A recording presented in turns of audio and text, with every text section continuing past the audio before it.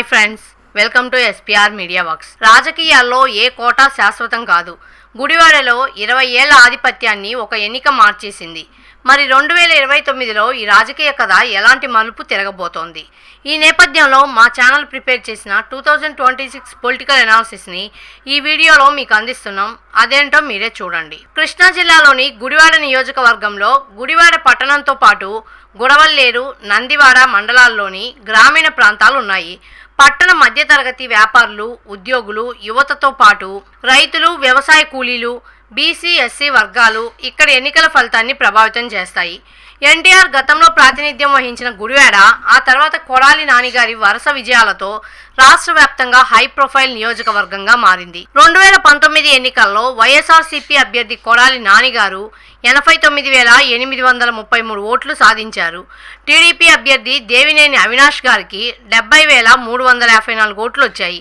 దీంతో కొడాలి నాని గారు 19,479 ఓట్ల మెజారిటీతో విజయం సాధించారు. 2024లో రాజకీయ చిత్రం పూర్తిగా మారిపోయింది. టీడీపీ అభ్యర్థి వేణిగండ్ల రాము గారు 109,980 ఓట్లు సాధించగా కొడాలి నాని గారికి 56,940 ఓట్లు వచ్చాయి. దీంతో వేణిగండ్ల రాము గారు 53,040 ఓట్ల భారీ మెజార్టీతో విజయం సాధించారు. అంటే 2019, 2024 మెజార్టీలను పోలిస్తే దాదాపు 72,000 ఓట్ల రాజకీయ మార్పు కనిపిస్తుంది. ప్రస్తుతం టీడీపీకి ఉన్న ప్రధాన బలం సిట్టింగ్ ఎమ్మెల్యే వేణిగండ్ల రాము గారు. ఆయనకు స్థానిక టీడీపీ నాయకత్వంతో పాటు జనసేన, బీజేపీ కార్యకర్తల సహకారం కూడా ఉంది. వైఎస్ఆర్సీపీ వైపు చూస్తే ఇప్పటికీ ప్రధాన నాయకుడు కొడాలి నాని గారే. 4 సార్లు ఎమ్మెల్యేగా గెలిచిన అనుభవం, మాజీ మంత్రిగా రాష్ట్ర స్థాయి గుర్తింపు, కొన్ని గ్రామాల్లో వ్యక్తిగత మద్దతు ఆయనకి ప్రధాన బలాలు. 2024లో వచ్చిన భారీ మెజార్టీ, కూటమి ఓట్ల సమీకరణ, పట్టణ మధ్యతరగతి యువత, బీసీ, కాపు వర్గాల్లో పెరిగిన మద్దతు టీడీపీకి ప్రధాన బలాలు. కానీ భారీ విజయంతో పాటు ప్రజల అంచనాలు కూడా పెరిగాయి.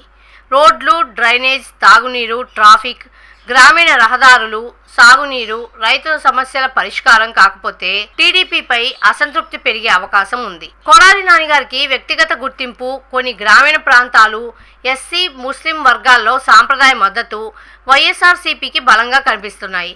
అయితే 2024లో వచ్చిన భారీ ఓటమి, పట్టణ ఓటు తగ్గటం, బీసీ, కాపు వర్గాల్లో బలహీనపడటం, కార్యకర్తల సమన్వయం తగ్గటం ఆ పార్టీ ముందున్న ప్రధాన సవాళ్లు. 2029 ఫలితాన్ని వేణిగండ్ల రాము గారి పనితీరు, పట్టణ అభివృద్ధి, రైతుల సమస్యలు, యువతకి ఉపాధి, బీసీ, ఎస్సీ, కాపు, ముస్లిం ఓటర్ల నిర్ణయం, కూటమి కొనసాగింపు, అభ్యర్థుల ఎంపిక, గెలుపు నిర్ణయించే అవకాశం ఉంది.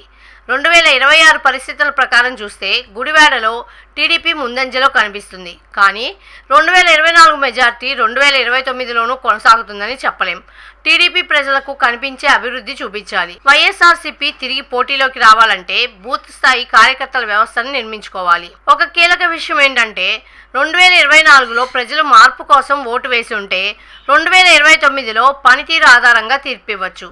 మరి 2029లో గుడివాడ టీడీపీ వైపే నిలుస్తుందా, లేక వైఎస్ఆర్సీపీ కంబ్యాక్ ఇస్తుందా?